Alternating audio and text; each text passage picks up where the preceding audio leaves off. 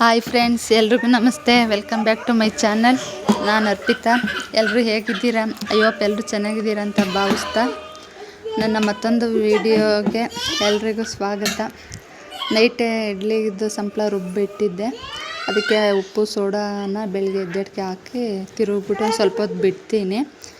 Night ಸ್ವಲ್ಪ ಮೆಂತ್ಯ ಕಾಳು ನೆನೆ ಹಾಕಿದ್ದೆ. ಆ ನೀರನ್ನು ಕುಡಿದ್ರೂ ಒಳ್ಳೆಯದೇನೆ. ಮೆಂತ್ಯ ನೆನೆ ಹಾಕಿದ ನೀರನ್ನ ಜೊತೆಗೆ ಒಂದು ಸ್ವಲ್ಪ ಮೆಂತ್ಯ ಕಾಳು, ಯಾವುದಾದ್ರು ಒಂದು ರೀತಿ ಈ ಥರ ತಿನ್ನಿ, ಒಳ್ಳೆಯದು ಆರೋಗ್ಯಕ್ಕೆ. ಇಲ್ಲಿ ಇಡ್ಲಿ ಮಾಡೋಣ ಅಂತ ಹೇಳ್ಬಿಟ್ಟು ಇಡ್ಲಿ ಚಟ್ನಿ ಮಾಡ್ತಾಯಿದ್ದೀನಿ. ಕಾಯಿ ಚಟ್ನಿಗೆ ಅಂತ ಹೇಳ್ಬಿಟ್ಟು ಎಲ್ಲ ರೆಡಿ ಮಾಡ್ಕೊತಾ ಇದ್ದೀನಿ. ಹುಣಸೆಹಣ್ಣು, ಬೆಳ್ಳುಳ್ಳಿ ಎಲ್ಲ ಬಿಡಿಸ್ಕೊಳ್ಳೋಣ ಅಂದ್ಬಿಟ್ಟು ಹುಣಸೆಹಣ್ಣು ಕಾಯಿ ತುರಿದು ಇಟ್ಟಿದ್ದೀನಿ. ಜೊತೆಗೆ ಎಲ್ಲರೂ ಮಾಡ್ತಾರೆ, ಒಂದು ಸಲ ಮಾಡಿದ್ದೀನಿ ನಾನೊಂದು ಸಲ. ನೋಡಿ, ಯಾರೆಲ್ಲ ವಿಡಿಯೋ ನೋಡ್ತಾ ಇದ್ದೀರೋ ಪ್ಲೀಸ್ ವಿಡಿಯೋ ಇಷ್ಟ ಆದರೆ ಒಂದು ಲೈಕ್ ಮಾಡಿ. ಜೊತೆಗೆ ಸಬ್ಸ್ಕ್ರೈಬ್ ಆಗದೆಲ್ಲ ನೋಡ್ತಾ ಇದ್ದರೆ ಸಬ್ಸ್ಕ್ರೈಬ್ ಆಗಿ ಅಂತ ಕೇಳ್ಕೊತೀನಿ. ನೋಡಿ, ಏನಿಲ್ಲ, ಅದಕ್ಕೆ ಚಟ್ನಿ ರುಬ್ಬಕ್ಕೆ ಕಾಯಿ, ಹುರ್ಗಡ್ಲೆ ಬಿಡಿಸ್ಕೊತಾ ಇದ್ದೀನಿ. ಬೆಳ್ಳುಳ್ಳಿನ, ಕಾಯಿ, ಹುರ್ಗಡ್ಲೆ, ಕೊತ್ತಂಬರಿ ಸೊಪ್ಪು, ಮೆಣಸಿನ್ಕಾಯಿ, ಆಮೇಲೆ ಮೆಣಸು, ಒಂದು ಸ್ವಲ್ಪ ಚೂರು ಹುಣಸೆಹಣ್ಣು. ಇಡ್ಲಿಗೆಲ್ಲ ಸಾಂಬಾರು ಮಾಡ್ತಾರೆ, ಸಾಂಬಾರು ಮಾಡಿದ್ರೂ ಚೆನ್ನಾಗಿರುತ್ತೆ. ನಾನು ಬೇಗ ಆಗುತ್ತೆ ಅಂತ ಹೇಳ್ಬಿಟ್ಟು ಚಟ್ನಿನೇ ಮಾಡಿದೆ. ನನ್ನ ಮಗನಿಗೂ ಸ್ವಲ್ಪ ಇಷ್ಟ ಚಟ್ನಿ ಅಂದರೆ, ಹಾಗಾಗಿ ಎಲ್ಲರಿಗೂ ಇಷ್ಟ ಬೇರೆ, ಅವ್ರಿಗಿಷ್ಟ ಇವ್ರಿಗಿಷ್ಟ ಅಂತ ಮಾಡೋದೇ ಆಯಿತು. ನಮಗಿಷ್ಟ ಆದದ್ದು ನಾವು ಮಾಡ್ಕೋಬೇಕು. ಎಲ್ಲ ನಮಗೆ ನಾವು ಟೈಮ್ ಕೊಟ್ಕೋಬೇಕು ಅಂತ ಅನ್ಕೋತಿದ್ದೀನಿ. ನನಗನ್ಸಿದ್ದು ಸುಮ್ಮನೆ ಅದು ಮಾಡ್ತೀನಿ ಇದು ಮಾಡ್ತೀನಿ ಅವ್ರಿಗೆ ಮಾಡ್ತೀನಿ. ಇದು ಅಡುಗೆ ಒಂದೇ ಅಂತಲ್ಲ, ಎಲ್ಲ ರೀತಿ ವಿಷಯದಲ್ಲೂ ಅಷ್ಟೇ. ಅವ್ರಿಗೆ ಇವ್ರಿಗೆ ಅಂತ ಬದುಕೋದನ್ನ ಬಿಟ್ಟು ನಮಗೋಸ್ಕರ ಬದುಕಬೇಕು. ನಮಗೆ ಅಂತಾದ್ರೂ ಸ್ವಲ್ಪ ಹೊತ್ತು ಟೈಮ್ ಕೊಡ್ಕೋಬೇಕು. ಅದು ಮಕ್ಕಳು ಮರಿ ಆದಮೇಲಂತೂ ಆಗಲ್ಲ. ಆದರೂ ಅದನ್ನು ಮೀರಿ ನಮಗೆ ಅಂತ ಸ್ವಲ್ಪ ಟೈಮ್ ಕೊಟ್ಕೊಳ್ಳೇಬೇಕು. ನೋಡಿ, ನಮ್ಮದು ಇಡ್ಲಿ ಪಾತ್ರೆ ಈ ಥರ ಇರೋದ್ರಿಂದ ಸ್ವಲ್ಪ ಇನ್ನು ಕವರ್ ಹಾಕ್ಬಿಟ್ಟು ಮಾಡೋದು. ಇದನ್ನು ಏನಿಲ್ಲ, ಇದು ಇಡ್ಲಿ ಪಾತ್ರೆ ಥರನೇ ಇರೋದು, ಆದರೆ ಕೆಳಗಡೆ ತೂತೈತೆ. ಹಾಗಾಗಿ ಒಂದು ಕವರ್ ಕಟ್ ಮಾಡಿ ಹಾಕ್ಕೊಳ್ಳೋದು. ಸ್ವಲ್ಪ ಅದಕ್ಕೆ ಎಣ್ಣೆ ಇಟ್ಬಿಟ್ಟು ಸಂಪ್ಳ ಏನು ರೆಡಿ ಮಾಡ್ಕೊಂಡಿದ್ದೆ ಅದನ್ನು ಹಾಕ್ತಾಯಿದ್ದೀನಿ. ಈ ಥರ ಕವರ್ ಏನಾಗಲ್ಲ, ಬೇಗ ಬೇಯುತ್ತೆ, ಚೆನ್ನಾಗೂ ಬರುತ್ತೆ ಮಾತ್ರ. ನೋಡಿ, ಸಂಪ್ಳ ಎಲ್ಲ ಬಿಡ್ತಾಯಿದ್ದೀನಿ. ನನ್ನ ಮಾತು ಇಷ್ಟ ಆಯಿತೋ ಆಗಲಿಲ್ವೋ ಗೊತ್ತಿಲ್ಲ, ಆದರೆ ಏನಾದ್ರು ಒಂದು ಕಮೆಂಟಲ್ಲಿ ನಿಮ್ಗೇನು ಅನಿಸುತ್ತೆ ಅಂತ ಕಮೆಂಟಲ್ಲಿ ಹೇಳಿ. ಯಾರೆಲ್ಲ ನೋಡ್ತಾ ಇದ್ದೀರೋ ಅವ್ರಿಗೆ, ವಿಡಿಯೋ ನೋಡ್ತಾ ಇರೋರಿಗೂ ತುಂಬ ಥ್ಯಾಂಕ್ಸ್. ಯಾಕಂದರೆ ನೀವು ನೋಡೋದ್ರಿಂದನೇ ನಮಗೆ ಒಂಥರ ಏನೋ ಸಮಾಧಾನ ಅನಿಸುತ್ತಲ್ಲ. ಅದು ಅವರು ಮಾಡ್ತಾ ಇರೋರಿಗೆ ಗೊತ್ತು ಅದ್ರದ್ದು ಬೆಲೆ ಏನು ಅನ್ನೋದು. ಹಾಗಾಗಿ ನಾನು ಮಾಡ್ತಾಯಿದ್ದೀನಿ ಅಂತೇನಿಲ್ಲ, ಆದರೂ ನೀವೇನೋ ಒಂದು ಲೈಕೋ ಏನೋ ಖುಷಿಯಿಂದ ಒಂದು ಕಮೆಂಟ್ ಹಾಕಿದ್ರು ನಮ್ಗೆ ಖುಷಿ ಆಗುತ್ತೆ ಅಂತ ಹೇಳಿ ಅಷ್ಟೇ. ನೋಡಿ, ಸಂಪ್ಳನ ಬಿಡ್ತಾಯಿದ್ದೀನಿ. ಅದು ನೀರು ಇಟ್ಟಿದ್ದೀನಿ, ಅದು ನೀರು ಇಡ್ಲಿ ಪಾತ್ರೆ ಒಳಗಡೆ. ಇನ್ನು ನನ್ನ ಮಕ್ಕಳು ಮಲಗಿದ್ರು, ನಾನೊಂದು ಸ್ವಲ್ಪ ಎದ್ದಿದ್ದೆ ಅಂದ್ಬಿಟ್ಟು ಮಾಡ್ತಾಯಿದ್ದೀನಿ. ಅವ್ರು ಎದ್ಮೇಲೆ ಅಂತೂ ಒಂದು ಮಾಡೋಕ್ಕೆ ಹೋದರೆ ಇನ್ನೊಂದು ಏನಾದ್ರು ಅಷ್ಟೊತ್ತಿಗೆ ಇನ್ನೊಂದು ಕೆಲಸ ಕೊಡ್ತಾರೆ. ಹಾಗಾಗಿ ಆದಷ್ಟು ಮಾಡೋಕ್ಕೆ ಟ್ರೈ ಮಾಡ್ತಾಯಿದ್ದೀನಿ. ಆದರೂ ಮಕ್ಕಳು ಇಬ್ಬರು ಚಿಕ್ಕವರೇ ಆಗೋದ್ರಿಂದ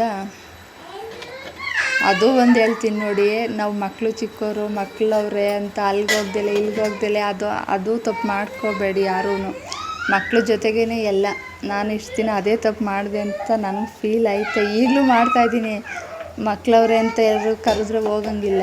ಇನ್ನೆಲ್ಲರಿಗೂ ನಮಗಿಷ್ಟ ಆದ ಜಾಗಕ್ಕೂ ಅಷ್ಟೇ. ಮಕ್ಕಳಿಂದ ಚಿಕ್ಕವರು ಇದೇ ಆಗೋಯ್ತು ನಂದು. ನನಗನ್ಸಿದ್ದು ಹೇಳ್ತಾಯಿದ್ದೀನಿ. ನಿಮಗಿಷ್ಟ ಆದರೆ ನೋಡಿ, ನಾನು ಏನು ಮಾತಾಡ್ತಾಯಿದ್ದೀನೋ ಆಮೇಲೆ ತಪ್ಪಾಗೋಗಿರ್ತದೋ, ನಿಮಗೆ ತಪ್ಪಂತ ಕಾಣಿಸ್ತದೋ ಅಂತ ಅಷ್ಟೇ. ಚಟ್ನಿ ಎಲ್ಲ ರುಬ್ಬಿಟ್ಟೆ. ಇನ್ನು ನೈಟೇ ಸೊಪ್ಪೆಲ್ಲ ತಂದಿದ್ರು, ಹೆಂಗೂ ಈ ಕೊತ್ತಂಬರಿ ಸೊಪ್ಪು ತಗೊಂಡಲ್ಲ ಚಟ್ನಿಗೆ ಅಂತ ಹೇಳ್ಬಿಟ್ಟು, ಹಾಗಾಗಿ ಅದೊಂದು ಸ್ವಲ್ಪ ಇಡೋಣ ಅಂದ್ಬಿಟ್ಟು ತಗೊಂಡಿದ್ದೀನಿ. ಬಿಡಿಸಿಡೋಕ್ಕೆ ಅಂತ ಕೂತ್ಕೊಂಡೆ. ಅಷ್ಟರಲ್ಲಿ ನನ್ನ ಮಗ ಇನ್ನೊಂದು ಆಟ ಹಾಕಿ ಇದು ಮಾಡಿದ. ನೆದ್ದಿ ನೋಡಿ, ಏನು ವಾಶ್ರೂಮ್ಗೆ ಹೋಗೋಕ್ಕೆ ಅಂದ್ಬಿಟ್ಟು ಮಾಡ್ತಾನೆ, ಅಲ್ಲಿ ನೀರು ಕಾಣ್ತಿದ್ದಂಗೆ ತಗೊಬಿಡ್ತಾನೆ. ನೋಡಿ ಈ ಥರ ನೀರು ಆಡಿಸೋದು, ನಾನು ಕಿತ್ಕೊಬಿಟ್ಟೆ ಅಂತ ನನ್ನ ಮಗನ ಮುನ್ಸೋದು. ಸುಮ್ಮನೆ ಶೂಟ್ ಮಾಡ್ತೀನಿ ಅಂತ ಹೇಳ್ಬಿಟ್ಟು ನೀರು ಆರಿಸ್ಬಿಟ್ಟಂಗೆ ಶೂಟ್ ಮಾಡ್ತಾ ಇದ್ದಾನೆ. ಇನ್ನೊಂದು ಕಡೆ ಇಡ್ಲಿದು ರೆಡಿ ಆಯಿತು ನೋಡಿ, ಬೆಂದೈತಾ ಇಲ್ವಂತ ಓಪನ್ ಮಾಡಿ ನೋಡ್ತಾ ಇದ್ದೆ. ಈ ಥರ ಬಂದಿದೆ. ಇನ್ನು ಟೈಮ್ ಆಗೋಗುತ್ತೆ, 9 ಗಂಟೆ ಆಗೋದು ಎಷ್ಟೊತ್ತು ಬೆಳಗ್ಗೆ ಆದಮೇಲೆ. ಇನ್ನೆಲ್ಲ ಟೈಮ್ ಆಯಿತು ತಿಂಡಿ ಮಾಡೋಕ್ಕೆ ಅಂದ್ಬಿಟ್ಟು ನೋಡಿ ತಿನ್ನೋಕ್ಕೆ ಅಂತ ಹೇಳ್ಬಿಟ್ಟು ಹಾಕೋತಾ ಇದ್ದೀನಿ. ಇಡ್ಲಿ ನೋಡಿ ಸಾಫ್ಟಾಗಿ ಬಂದೈತೆ. ನಾವು ಯೂಸ್ ಮಾಡೋದು ಇಡ್ಲಿಗೆ ಅಂತೇನು ಸಪ್ರೇಟ್ ಅಕ್ಕಿ ಅಂತೇನಿಲ್ಲ, ನಾವು ಯಾವ್ದು ಊಟ ಮಾಡ್ತೀವೋ ಆವಕ್ಕಿನೇ ಇಡ್ಲಿಗೂ ಹಾಕೋದು. ನೋಡಿ ಈ ರೀತಿ ಐತೆ.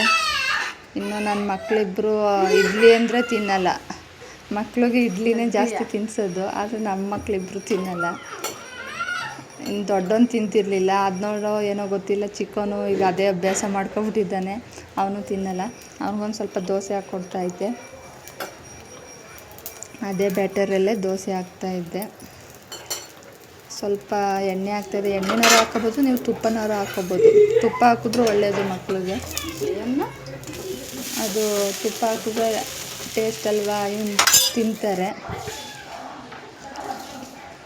ಇನ್ನು ಮಧ್ಯಾಹ್ನ ಆಯಿತು, ಅವನಿಗೆ ಅವನ್ನ ಆಟ ಆಡಿಸಿ ಅವ್ನು ಮನಗಿದ್ದ ಅಂದ್ಬಿಟ್ಟು ನಾವು ಮನೆಯೆಲ್ಲ ಕ್ಲೀನ್ ಮಾಡಿರಲಿಲ್ಲ, ಒರೆಸಿರ್ಲಿಲ್ಲ ಅಂತ ಹೇಳ್ಬಿಟ್ಟು ಮಧ್ಯಾಹ್ನ ಚಿಕ್ಕವನ್ನ ಮಲಗಿಸ್ಬಿಟ್ಟು ಮಾಡ್ತಾಯಿದ್ದೋ. ಮನೆ ಒರೆಸೋದು, ಪಾತ್ರೆ ಬೆಳಗೋದು, ಬಟ್ಟೆ ಒಗೆಯೋದು ಇವೆಲ್ಲ ಒಬ್ಬ ಮಲ್ಕೊಂಡಿರ್ಬೇಕು, ಒಬ್ಬರು ಮಾಡ್ತಾಯಿರ್ಬೇಕು ಅಷ್ಟೇ. ಇವ್ನು ದೊಡ್ಡವನೇ, ಸ್ವಲ್ಪ ಇವಾಗ ನೋಡ್ಕೊತಾನೆ, ಆದರೂ ನೋಡಿ ಈಗ ನಾನು ಒರೆಸ್ತೆ ಅಂತ ಹೇಳ್ಬಿಟ್ಟು ಅವನು ಒರೆಸ್ತೀನಿ ಅಂತ ಹೇಳ್ಬಿಟ್ಟು ಒರೆಸ್ತಾ ಇದ್ದ. ನಾನು ಸ್ವಲ್ಪ ಮುಂದೆ ಬಾಗಿಲು ತೊಳೆಯೋಣ ಅಂತ ಹೇಳ್ಬಿಟ್ಟು ತೊಳಿತಾ ಇದ್ದೆ. ನೋಡಿ ಏನಾದರೂ ಸರಿ ನಾನು ಪಾತ್ರೆ ತೊಳಿತಾ ಇದ್ರೂ ತೊಳಿತೀನಮ್ಮ ಅಂತಾನೆ, ಬಟ್ಟೆ ಒಗಿತಾ ಇದ್ರು ಅಷ್ಟೇ. ಆದರೆ ಇವಾಗ ಅವರು ಆಸೆ ಪಡ್ತಾರೆ, ದೊಡ್ಡವರಾದ್ಮೇಲೆ ಈ ಥರ ಮಾಡಲ್ಲ. ನೋಡಿ ಯಾವ ರೀತಿ ಒರೆಸ್ತಾನೆ. ಇವನಿಗೂ ಸ್ನಾನ ಮಾಡಿಸಿದ್ದೆ ಮಲ್ಕೊಳ್ಳಿ ಅಂತ, ಇವರಿಬ್ಬರು ಮಲ್ಕೊಂಡಾದ್ಮೇಲೆ ನಾನು ಮಾಡೋಣ ಅಂತ ಹೇಳ್ಬಿಟ್ಟು ಇವೆಲ್ಲ ಕ್ಲೀನ್ ಮಾಡಿಬಿಟ್ಟು ಅಷ್ಟೊತ್ತಿಗೆ ಎದ್ದೇಳ್ಬಿಟ್ರು. ತೊಳೆದಾಯ್ತು ನೋಡಿ, ಸ್ವಲ್ಪ ಬಟ್ಟೆನೂ ನೆನೆ ಹಾಕಿದ್ದೆ. ಇನ್ನು ಬಟ್ಟೆ ಹೋಗೋಣ ಅಂತ ಹೇಳ್ಬಿಟ್ಟು ಇನ್ನು ನಮ್ಮ ಮನೆ ಪಕ್ಕದ ಹುಡುಗ ಅವ್ನು ಋಷಿ, ಅವನು ಬೇಡ ಅಂದರೂ ಆಟ ಆಡ್ತಾನೆ, ಸುಮ್ಮನೆ ಕಿತ್ತಾಡ್ತಾರೆ ಇಬ್ಬರು ಅಂತ ಹೇಳ್ಬಿಟ್ಟು ಅವ್ನು ಬಾಗ್ಲು ಹಾಕೊಳಕ್ಕೆ ಹೋಯ್ತವನೆ, ಇವನು ದೂಕಿ ತೆಗಿತಾ ಇದ್ದಾನೆ. ಮಕ್ಕಳೇ ಅಷ್ಟು, ಈಗ ಬೇಸಿಗೆ ರಜೆ ಬೇರೆ ಶುರು ಆಗಿರೋದ್ರಿಂದ ಇನ್ನು ನನ್ನ ಮಗನೂ ಎದ್ದೇಳ್ಬಿಟ್ಟ. ಅವನೊಂದು ಸ್ವಲ್ಪ ಇವನು ಪೂಜೆ ಮಾಡೋಣ ಅಂತ ಹೇಳ್ಬಿಟ್ಟು ಸಾಯಂಕಾಲ ಆಗೇ ಹೋಯ್ತು ಬಿಡಿ, ಬೆಳಗ್ಗೆ ಸರಿಯಾಗಿ ಅದೆಲ್ಲ ಮಾಡೋಷ್ಟರಲ್ಲಿ ಸಾಯಂಕಾಲ ಆಗೇ ಹೋಯ್ತು ನಮ್ಮದು. ನಾನು ಪೂಜೆ ಎಲ್ಲ ಮಾಡಿದ್ದೆ, ಇವ್ನು ನನ್ನ ಮಗ ಕರ್ಪೂರ ಹಚ್ಚಿದ್ರಲ್ಲಿ ನಾನೊಂದು ಸ್ವಲ್ಪ ಹಚ್ತೀನಿ ಅಂದ್ಬಿಟ್ಟು ಆ ಗಂತ್ಕಡ್ಡಿನ ಹಚ್ಕೊಂಡು ನಿಂತಿದ್ದ. ಇವಾಗ ಬೆಂಗಳೂರಲ್ಲಿ ಎಷ್ಟೊಂದು ಜನ ಯಾರೋ ಒಬ್ಬರು ಸಿಕ್ಕಿದ್ರು, ಅವ್ರು ಹೇಳ್ತಿದ್ರು, ಕೆಲವರು ನನ್ನ ಗೊತ್ತಿರೋರು ಸುಧಾ ಹೇಳಿದ್ದಾರೆ ಏನಂತಂದರೆ ಕೆಲಸಗಳು ಈಗ ಬೆಂಗಳೂರಲ್ಲಿ ಕೆಲಸಕ್ಕೆ ಅಂತ ಬರ್ತಾರೆ, ಡಿಗ್ರಿ ಡಬಲ್ ಡಿಗ್ರಿ ಎಲ್ಲ ಮುಗಿಸಿರ್ತಾರೆ, ಅದ್ರಲ್ಲಿ ಪರ್ಸೆಂಟೇಜು ಎಲ್ಲ ತೆಗ್ದಿರ್ತಾರೆ, ಒಬ್ಬೊಬ್ಬರು ತೆಗ್ದಿರಲ್ಲ. ಅಂಥವ್ರು ಏನೋ ಬೆಂಗಳೂರಿಗೆ ಬಂದರೆ ಏನೋ ಒಂದು ಜಾಬ್ ಸಿಗುತ್ತೆ ಸಿಗಲ್ಲ ಅಂತ ಹೇಳ್ತಿಲ್ಲ, ಆದರೆ ಅವ್ರು ಅಂದ್ಕೊಂಡಿರೋ ಜಾಬ್ ಅಂತೂ ಸಿಗಲ್ಲ. ಅವರು ಅಷ್ಟು ಮೇಲೆ ಇದ್ದಲ್ಲ ಅಂದ್ಕೊಂಡು ಬಂದಿದ್ರೆ ಇನ್ನು ಕೆಳಗೋದೇ ಸಿಗುತ್ತೆ ಹೊರತು ಅವ್ರು ಅಂದ್ಕೊಂಡ ರೀತಿ ಯಾವುದೇ ಜಾಬ್ ಸಿಗಲ್ಲ. ಯಾವುದೇ ಜಾಬ್ಗೆ ಹೋದ್ರೂ ಏನಾದರೂ ಅದ್ರ ಬಗ್ಗೆ ಕೋರ್ಸ್ ಮಾಡಿದ್ದೀರಾ, ಎಷ್ಟೊಂದು ಅಕಾಡೆಮಿಗಳವೆ, ಆ ಥರ ಕೋರ್ಸ್ ಮಾಡಿದ್ದೀರಾ ಅಂತಲೇ ಬರೀ ಎಲ್ಲ 1 ಮಂತ್ 2 ಮಂತ್ ಟ್ರೈನಿಂಗ್ ತಗೊಳ್ಳಿ, ಇದ್ರ ಬಗ್ಗೆ ನಾವು ಕೋಚಿಂಗ್ ನಡೆಸ್ತೀವಿ, ಅದ್ರ ಬಗ್ಗೆ ತಿಳ್ಕೊಳ್ಳಿ, ಆಮೇಲೆ ಜಾಬ್ ಕೊಡ್ತೀನಿ, ಒಂದು ಸ್ವಲ್ಪ ದಿವಸ ಟ್ರೈನಿಂಗ್ ತಗೊಳ್ಳಿ ಅಂತಲೇ ಹೇಳ್ತಾರೆ ಹೊರತು ಯಾರು. ಆಮೇಲೆ ನಾವೆಲ್ಲ ಓದಿರೋದು, ನಾನು ಸುಧಾನೆ ಗೌರ್ಮೆಂಟ್ ಸ್ಕೂಲೇ ಕಾಲೇಜು ಎಲ್ಲ, ಆದರೆ ಅವಾಗೆಲ್ಲ ಈ ಥರ ಇಂಗ್ಲೀಷ್ ಮೀಡಿಯಮ್ ಅಂದರೆ ಇಂಗ್ಲೀಷ್ ಮಾತಾಡಬೇಕು ಅಂದರೆ ಎಷ್ಟು ಇಂಗ್ಲೀಷ್ ಸಬ್ಜೆಕ್ಟ್ ಎಷ್ಟಿರುತ್ತೋ ಅದ್ರ ಬೇಸ್ ಮೇಲೆ ಪಾಠ ಮಾಡಿರ್ತಾರೆ, ಅದಕ್ಕೆ ಏನು ಬರೀಬೇಕೋ ಎಕ್ಸಾಮ್ ಪಾಸ್ ಆಗಬೇಕೋ ಆ ರೀತಿಯೇ ಇರ್ತೀವಿ. ಇನ್ನು ಹೊರ್ಗಡೆ ಬಂದಾಗ ಮಾತಾಡೋದೆಲ್ಲ ಕೇಳ್ತಾರೆ, ಅದು ಸ್ವಲ್ಪ ಊರ ಕಡೆಯಿಂದ ಬಂದವ್ರಿಗೆ ಪ್ರಾಬ್ಲಮ್ಮೇ ಆಗುತ್ತೆ. ಆದರೆ ಕಲ್ತ್ಕೊಳ್ಳೋಕ್ಕೂ ಎಷ್ಟೊಂದು ಐತೆ ವಿಧಾನಗಳು, ಆದರೆ ಏನು ಮಾಡೋದು, ಸಡನ್ನಾಗೆ ಕೆಲಸ ಬೇಕು ಅಂತ ಬಂದವ್ರಿಗೆ ಅದು ಆಗಲ್ಲ. ಹಾಗಾಗಿ ಈಗ ಓದಬೇಕು ಅಂದರೆ ಏನು ಅಂದರೆ ಇಲ್ಲ ಪೂರ್ತಿ ಚೆನ್ನಾಗಿ ಓದಬೇಕು. ಈಗೇನೋ ಡಬಲ್ ಡಿಗ್ರಿ ಮಾಡಿದ್ದೀವಿ ಅಂದ್ರೂ ಮಿಡಲಲ್ಲಿ ಓದಬಾರ್ದು. ಮಿಡಲಲ್ಲಿ ಓದಿರೋರು ಕೆಲಸನೇ ಇಲ್ಲ, ಏನೋ ಇಲ್ಲ ಪೂರ್ತಿ ಚೆನ್ನಾಗಿ ಓದಿರ್ಬೇಕು, ಇಲ್ಲ ಓದಲೇಬಾರ್ದು ಅಂತ ಅನ್ನೋಷ್ಟು ಸ್ಥಿತಿಗೆ ಬಂದ್ಬಿಟ್ಟೈತೆ. ಯಾಕಂದರೆ ಓದದೇ ಹೋದವರು ಏನೇನೋ ಸಾಧನೆ ಮಾಡಿದ್ದಾರೆ. ಆದರೂ ಈಗ ಸಾಧನೆ ಮಾಡೋರು ಅನ್ನೋದಕ್ಕೆ ಈಗೆಲ್ಲ ದುಡ್ಡೇ ಮುಖ್ಯ. ಒಬ್ಬೊಬ್ರು ದುಡ್ಡಿಲ್ಲ ಅಂದರೂ ಏನೋ ಗುಣ ಇದ್ದರೆ ಸಾಕು, ಹಾಗೆ ಹೀಗೆ ಅಂತ ಹೇಳ್ತಾರೆ. ಈಗ ಏನೇ ಮಾಡಿದ್ರೂ ದುಡ್ಡು ಇರಲೇಬೇಕು. ಹಂಗಾಗಿ ಈಗ ಚೆನ್ನಾಗಿ ಓದಿರೋರಿಗೆ ಪರ್ಸೆಂಟೇಜ್ ಇಡ್ತಾರೆ. ಗೌರ್ಮೆಂಟ್ ಜಾಬ್ಗೆಲ್ಲ ಪರ್ಸೆಂಟೇಜೇ ಇಟ್ಟಿರೋದು ಇವಾಗ. ಇನ್ನು ಮಿಕ್ತವರೆಲ್ಲ ನೋಡಿ, ಆಗ 10th ಎಲ್ಲನೂ ಟರ್ನಿಂಗ್ ಪಾಯಿಂಟ್ ಇದು ಅಂತ ನಮ್ಮ ಟೀಚರ್ಸ್ಗಳು ಹೇಳ್ತಾರೆ. ಆವಾಗ ನಮಗೆ ಕೇಳೋದು ಇದಿರಲ್ಲ, ನಮ್ಮ ತಿಳುವಳಿಕೆ ಅಷ್ಟು ಬಂದಿರೋರು ಓದಲ್ಲ. ಹಂಗೆ ಈಗ ಅವರು ಆ ಥರ ಪರ್ಸೆಂಟೇಜ್ ಇರೋರಿಗೆ ಯಾವ್ದಾದ್ರು ಜಾಬ್, ಪೋಸ್ಟ್ ಆಫೀಸೋ ಇಲ್ಲ ವಿಲೇಜ್ ಅಕೌಂಟೋ ಯಾವ್ದಾದ್ರು 10th ಪಾಸ್ ಆಗಿದ್ರು ಸಾಕು, ಚೆನ್ನಾಗಿ ಮಾರ್ಕ್ಸ್ ತೆಗ್ದು ಹಂಗೆ ಆ ಥರ ಜಾಬ್ ಸಿಕ್ಬಿಡುತ್ತೆ. ಸುಮ್ಮನೆ ಓದ್ತೀನಿ ಅಂತ ಓದಿ ಇತ್ತಾಗ ಜಾಸ್ತಿ ಪರ್ಸೆಂಟೇಜ್ ತೆಗ್ದಿಲ್ಲ, ಈ ಕಡೆ ಕಡಿಮೆನೂ ಇಲ್ಲ, ಒಂದು ಯಾವ್ರೇಜಲ್ಲಿ ಮೇಂಟೈನ್ ಮಾಡ್ಕೊಳ್ತಾ ಇರೋರಿಗೆ ಈ ಥರ ಕೋರ್ಸ್ಗಳು ಮಾಡಲೇಬೇಕು ಈಗಿನ ಸ್ಥಿತಿಲಿ ಇರೋದ್ರಿಂದ. ಅಷ್ಟೇ. ಇನ್ನು ಜಾಬ್ ಈಗ ಸಿಗೋದು ಅಂತೂ ಭಾರಿ ಕಷ್ಟನೇ. ಯಾವುದೊಂದಕ್ಕೂ ಇದು ಮಾಡಿದ್ದೀರಾ ಬರೀ ಇದೇ ಕೇಳ್ತಾರೆ ಹೊರ್ತು ಇಲ್ಲ ಕಂಪ್ಯೂಟ್ರ್ ನಾಲೆಡ್ಜು ಇಲ್ಲ ಇಂಗ್ಲೀಷು. ಈಗ ಆಮೇಲೆ ಇನ್ನೊಂದು 2 ಭಾಷೆನೂ ಕಲ್ತಿರ್ಬೇಕು. ಬರೀ ಕನ್ನಡ ಒಂದೇ ಇದ್ರೂ ಆಗಲ್ಲ, ಆ ಥರ ಕಲ್ತಿರ್ಬೇಕು.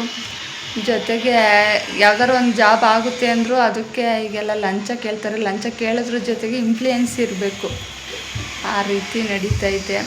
ಈಗ ಓದಿರೋರು ಪಾಪ ಓದಿ ಏನು ಮಾಡ್ತಾರೆ ನೋಡಿ, ಕೆಲಸಕ್ಕೆ ಅಂತ ಬಂದಾಗ ಈ ಥರ. ಅದಕ್ಕೆ ಎಷ್ಟೊಂದು ಜನ ಅವರೇ ಡಬಲ್ ಡಿಗ್ರಿ ಓದಿರೋರು ಸುಮ್ಮನೆ ಮನೇಲಿ ಕೂತವ್ರೆ. ಇನ್ನೇನು ಹೊರ್ಗಡೆ ಹೋದರೆ ನಾನಾ ರೀತಿ ಕೇಳ್ತಾರೆ. ಅವ್ರಿಗೆಲ್ಲ ರೆಸ್ಪಾನ್ಸ್ ಮಾಡಿ ಇಲ್ಲ ಈಗ ಕಲ್ತಿರ್ತಾರೆ, ಯಾವುದೋ ಒಂದು ಕೋರ್ಸ್ ಮಾಡಿ ಅಂತಿರ್ತಾರೆ, ಅದು ಕಲ್ತ್ಕೊಂಡು ಹೋಗಿರ್ತಾರೆ, ಮತ್ತೆ ತಿರ್ಗಿ ಇನ್ನೊಂದು ಹೇಳಿರ್ತಾರೆ. ಹಾಗಾಗಿ ಕೆಲಸ ಇಲ್ಲ ಅಂತ ಹೇಳ್ತಿಲ್ಲ, ಅವ್ರು ಓದಿರೋದು ಈ ಥರ ಅವ್ರ ಮೆಂಟಾಲಿಟಿಲಿ ಇರೋದಂಥ ಕೆಲಸ ಸಿಗಲ್ಲ ಅಷ್ಟೇ. ಅದಕ್ಕೆ ಓದಿರೋದ್ರ ಜೊತೆಗೇನು ಬೇರೆ ಥರ ಎಲ್ಲ ಆ್ಯಕ್ಟಿವಿಟೀಸು ಏನೇನು ಬೇಕು ಅದಕ್ಕೆ ಅದೆಲ್ಲ ಕಲ್ತಿರಲೇಬೇಕು ಅಂತ ಹೇಳ್ತಿದ್ದೀನಿ. ಏನೋ ನನಗೆ ಅನಿಸಿದ್ದು ಹೇಳಿದೆ. ಇಷ್ಟ ಆದರೆ ನೋಡಿ. ಇನ್ನು ನನ್ನ ಮಗ ನೋಡಿ, ನಾನು ಸುಮ್ಮನೆ ಕೂತಿದ್ದೀನಿ, ಸ್ನಾನ ಎಲ್ಲ ಮಾಡಿದ ಪೂಜೆ ಎಲ್ಲ ಆದಮೇಲೆ ಇವನು ಕ್ರೀಮ್ ಹಾಕೋ ಬಂದವನೇ. ಕ್ರೀಮ್ ಹಾಕ್ಕೊಂಡು ಯಾವ ರೀತಿ ಬಂದವ ನೋಡಿ. ಇನ್ನು ಮಧ್ಯಾಹ್ನಕ್ಕೂ ದೋಸೆನೇ ಏನೋ ತಿಂತೀನಿ ಅಂತ ಕೇಳ್ದೆ ಅಂದ್ಬಿಟ್ಟು ಆ ಥರ ಚಿಕ್ಕ ದೋಸೆನೇ ಕೊಡಮ್ಮ, ಅನ್ನ ಮಾಡಿದ್ದೆ, ಅನ್ನ ತಿಂದಿಲ್ಲ, ಅದೇ ತಿಂತೀನಿ ಅಂತ ಹೇಳ್ಬಿಟ್ಟು ತಿಂದ. ಇನ್ನು ನೆನ್ನೆ ನೈಟು ಉಣ್ಣೆ ಹಾಕಿದ್ದು ಮೊಳಕೆ ಕಾಳು ನೋಡಿ ಹೇಗೆ ಬಂದಿದೆ ನೋಡಿ. ಮೊಳಕೆ ಕಾಳು ಒಂದು ನೈಟೇ ಚೆನ್ನಾಗಿ ಬರುತ್ತೆ ಒಟ್ಟಿನಲ್ಲಿ ನೋಡಿ, ಶುದ್ಧ ಬಂದಿದೆ ಮೊಳಕೆ ಕಾಳು. ಇನ್ನು ನೈಟಿಗೆ ಮೊಳಕೆ ಸಾಂಬಾರು ಮಾಡೋಣ ಅಂತ ಹೇಳ್ಬಿಟ್ಟು ಇನ್ನು ಎಲ್ಲ ಒಂದು ಕಡೆ ಮಾಡಿಕೊಂಡಿದ್ದೀನಿ. ಇದು ಈಸಿನೇ, ಅಲ್ಲೇ ಒಂದು ಸಲ ಹಾಕಿದ್ದೀನಿ ರೆಸಿಪಿ. ನನ್ನ ಫ್ರೆಂಡ್ ಹಾಕಿದ್ಲು, ಇದೊಂದು ನಾನು ಯಾವ ರೀತಿ ಮಾಡ್ತೀನಿ ಅಂತ ಹೇಳ್ಬಿಟ್ಟು ಹಾಕಿದ್ದೀನಿ. ಏನಿಲ್ಲ, ಇಷ್ಟೇ ಐಟಮ್ಮು ಹಾಕಿರೋದು. ಕಾಯಿ, ಬೆಳ್ಳುಳ್ಳಿ, ಕೊತ್ತಂಬರಿ ಸೊಪ್ಪು, ಟೊಮೊಟೊ, ಹುರ್ಗಡ್ಲೆ, ಚಕ್ಕೆ, ಶುಂಠಿ. ಇನ್ನು ಅದಕ್ಕೆ ಒಗ್ಗರಣೆಗೆ ಈರುಳ್ಳಿ, ಬೆಳ್ಳುಳ್ಳಿ, ಕರಿಬೇವಿನ ಸೊಪ್ಪು ಹಾಕ್ಕೊಂಡಿದ್ದೀನಿ ಒಗ್ಗರಣೆಗೆ ಅಂತ ಹೇಳ್ಬಿಟ್ಟು. ಬದನೆಕಾಯಿ ಹಚ್ಚಿಟ್ಕೊತಿದ್ದೀನಿ. ಇನ್ನು ಕಾಳು, ಇದಕ್ಕೆ ಬದನೆಕಾಯಿನೇ ಸೂಟ್ ಆಗೋದು. ಬದನೆಕಾಯಿ, ಆಲೂಗೆಡ್ಡೆ ಅಷ್ಟೇ ನೋಡಿ. ಅದಕ್ಕೆ ಒಂದು ಸ್ವಲ್ಪ ಖಾರ ಪುಡಿ ಹಾಕ್ಕೊಂಡು ರುಬ್ಕೊಳ್ಳೋಕ್ಕೆ ಅಂತ ಹೇಳ್ಬಿಟ್ಟು ಇಟ್ಟಿದ್ದೀನಿ. ಇನ್ನು ಅವೆಲ್ಲ ಒಗ್ಗರಣೆಗೆ ಹಾಕೋಣ ಅಂತ ಹೇಳ್ಬಿಟ್ಟು ಕುಕ್ಕರ್ ಇಟ್ಬಿಟ್ಟು ಮಾಮೂಲಿ ಎಣ್ಣೆ ಹಾಕೋದು, ಸ್ವಲ್ಪ ನಿಮ್ಗೆ ಎಷ್ಟು ಬೇಕೋ ಅಷ್ಟು ಸಾಸಿವೆ, ಇನ್ನು ಐಟಮ್ ಈರುಳ್ಳಿ, ಬೆಳ್ಳುಳ್ಳಿ ಜಜ್ಜಿಟ್ಕೋಬೇಕು. ನಾನು ಅದು ಬೆಂದೋಗ್ಬಿಡುತ್ತೆ ಅಂತ ಹೇಳ್ಬಿಟ್ಟು ಹಂಗೆ ಹಾಕಿದ್ದೀನಿ. ಇನ್ನು ಕಾಳು ಹಾಕ್ತಾಯಿದ್ದೀನಿ ಒಗ್ಗರಣೆಗೆ. ಸ್ವಲ್ಪ ಚೆನ್ನಾಗಿ ಫ್ರೈ ಮಾಡ್ಕೋಬೇಕು. ಇದನ್ನು ಸ್ವಲ್ಪ ಹೊತ್ತು ಚೆನ್ನಾಗಿ ಫ್ರೈ ಮಾಡಿಕೊಂಡ್ರೆ ಎಣ್ಣೆಯಲ್ಲಿ ಎಲ್ಲ ಚೆನ್ನಾಗಿರುತ್ತೆ. ಇನ್ನು ಬದನೆಕಾಯಿನೂ ಹಾಕೋಬೇಕು, ಅದನ್ನು ತೊಳ್ಕೊಳ್ಳೋಕ್ಕೆ ಅಂದ್ಬಿಟ್ಟು ತೊಳೆದಿನೇ ಕಟ್ ಮಾಡಿ ಹಾಕ್ಕೊಂಡಿದ್ದೆ. ಇನ್ನು ಬದನೆಕಾಯಿನೂ ಹಾಕ್ತಾಯಿದ್ದೀನಿ ನೋಡಿ. ಸಿಂಪಲ್ಲಾಗಿ ಆಗುತ್ತೆ, ಈಸಿಯಾಗೂ ಇರುತ್ತೆ. ಸ್ವಲ್ಪ ಉಪ್ಪು ಹಾಕ್ತಾಯಿದ್ದೀನಿ, ರುಚಿಗೆ ಎಷ್ಟು ಬೇಕೋ ಅಷ್ಟು. ಈಗಲೇ ಒಂದೇ ಸಲ ಹಾಕ್ಬಿಡ್ತೀನಿ, ಇನ್ನು ಮತ್ತೆ ಹಾಕಲ್ಲ. ನಿಮ್ಗೆ ಎಷ್ಟು ಬೇಕೋ ಅಷ್ಟು ಹಾಕ್ಕೊಳ್ಳಿ. ನೋಡಿ, ಅದು ಅದರಲ್ಲಿ ಒಂದು ಸ್ವಲ್ಪ ಫ್ರೈ ಮಾಡಾದ್ಮೇಲೆ ಬದನೆಕಾಯಿ ಒಂದು ಸ್ವಲ್ಪ ಹೋಗ್ಬೇಕಲ್ಲ ಹಸಿ ವಾಸನೆ. ಅದಾದಮೇಲೆ ಈ ಥರ ಮಸಾಲೆ ರುಬ್ಬಿಟ್ಕೊಂಡಿದ್ದನ್ನು ಮಸಾಲೆ ಹಾಕ್ತಾಯಿದ್ದೀನಿ. ಇನ್ನು ಇದೆಲ್ಲ ಕುದಿ ಎತ್ತಬೇಕು. ಒಂದು ಸ್ವಲ್ಪ ಕುದಿ ಎತ್ತಿ ಬೇಯ್ತೈತೆ ಅಂದಮೇಲೆ ಆಮೇಲೆ ಕುಕ್ಕರ್ ಮುಚ್ಚಳ ಮುಚ್ಚುತ್ತೀನಿ. ಆಮೇಲೆ 1 ವಿಸಲ್ 2 ವಿಸಲ್ ಸಾಕು, ಬೆಂದೋಗ್ಬಿಡುತ್ತೆ. ಇಲ್ಲ ಅಂದರೆ ಹಾಗಾಗಿ ನೋಡಿ ಮುಚ್ಚುತ್ತಾ ಇದ್ದೀನಿ ಕುಕ್ಕರ್ ವಿಸಲ್ಲು. ಇನ್ನು ಒಂದು ವಿಸಲ್ಲು 2 ವಿಸಲ್ ಬಂದರೆ ಸಾಕು. ಇನ್ನು ಸಾಂಬಾರು ಏನು ಕುಕ್ಕರಲ್ಲಿ ಮಾಡೋದ್ರದ್ದು ಅನ್ನನೂ ಅಷ್ಟೇ, ಸಾಂಬಾರು ಅಷ್ಟೇ ಬೇಗನೆ ಆಗಿಬಿಡುತ್ತೆ. ಅದು ಎಲ್ಲ ರೆಡಿ ಮಾಡ್ಕೊಳ್ಳೋದು ಅಷ್ಟೇ. ಇನ್ನು ಕುಕ್ಕರ್ಗೆ ಇಟ್ಟ ಮೇಲೆ 5 ನಿಮಿಷನೇ ಸಾಕು, ಆಗೋಗ್ಬಿಡುತ್ತೆ. ನೋಡಿ ಈ ಥರ ಬಂದೈತೆ. ಇನ್ನು ಅದ್ರ ಜೊತೆಗೆ ಅನ್ನ, ಮುದ್ದೆ, ಸಾಂಬಾರು ರೆಡಿ ಆಗುತ್ತೋ.